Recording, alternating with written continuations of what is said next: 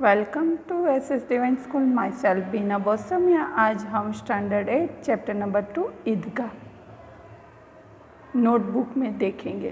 तो आपको कैसे लिखना है वो बताऊंगी। आपको पहले शब्दार्थ, बाद में मुहावरे लिख लेने, उसके बाद हम अभ्यास लिखेंगे। ओके, तो अभ्यास का फर्स्ट क्वेश्चन है, प्रश्नों के उत्तर लिखिए। तो उसका फर्स्ट है, हामिद ने चिमटा ही क्यों खरीदा? हामिद को लोहे की दुकान पर चिमटा देखकर ख्याल आया कि दादी के पास चिमटा नहीं है। तवे से रोटियां उतारते समय उसकी उंगलियां जल जाती हैं। चिमटा ले जाने पर वे जरूर प्रसन्न होगी। चिमटा होने पर उनकी उंगलियां नहीं जलेगी और घर में एक काम की चीज़ भी हो जाएगी। खिलौने और मिठाइयाँ खरीदने में तो पैसे की बर्बादी है।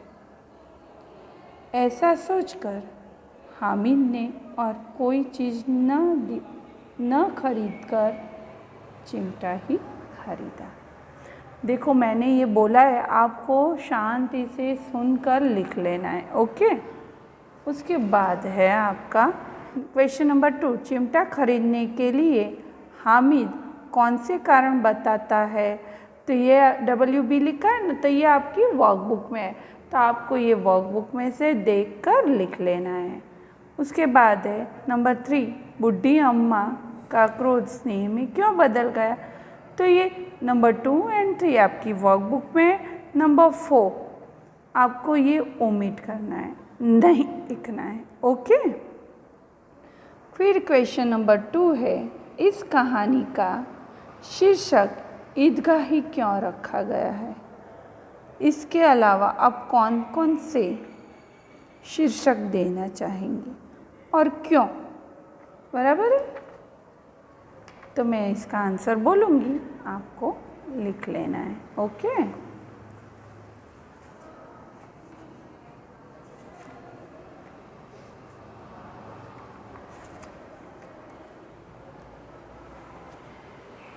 ईद की नमाज पढ़ने के लिए गांव के लोग ईदगाह जाने की तैयारी करते हैं।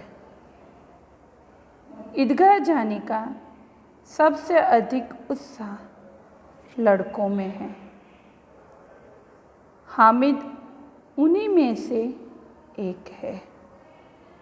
ईदगाह में नमाजियों का भद्रभाव देखते ही बनता है। नमाज के बाद लड़के ईदगाह के मेले में जाते हैं। मेले में बालकों की विविध मनोवृत्तियों के दर्शन होते हैं। कहानी के मुख्य पात्र हामिद के चरित्र की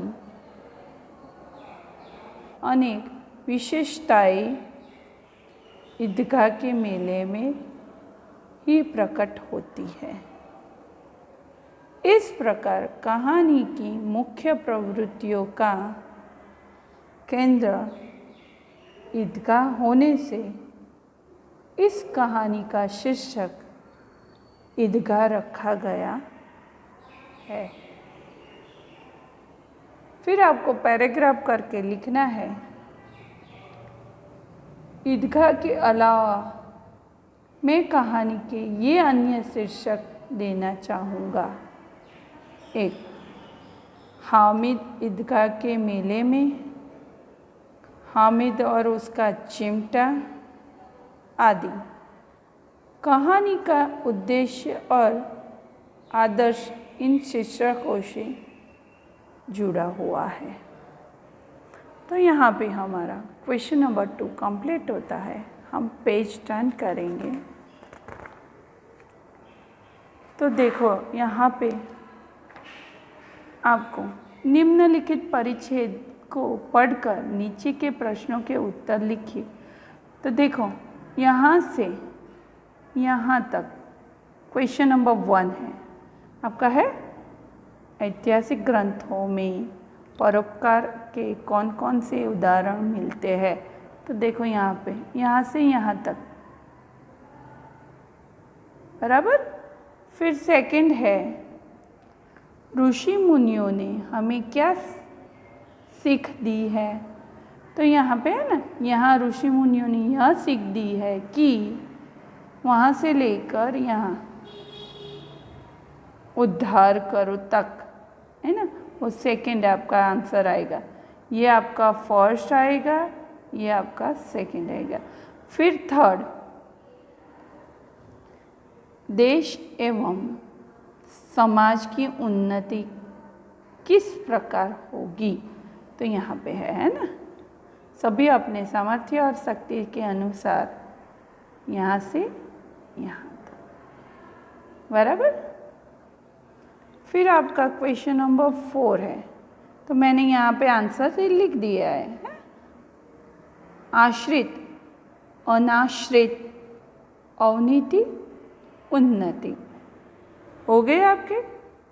फिर 5 नंबर है, परिच्छेद के आधार पर अपने साथियों से पूछने के लिए 3 प्रश्न बनाइए। तो आपके इसके 3 प्रश्न बनाने होंगे। तो आप कैसे बनाओगे, तो मैं आपको यहाँ पे बोल देती हूँ, ऐसे आपको बना देने हैं। ओके,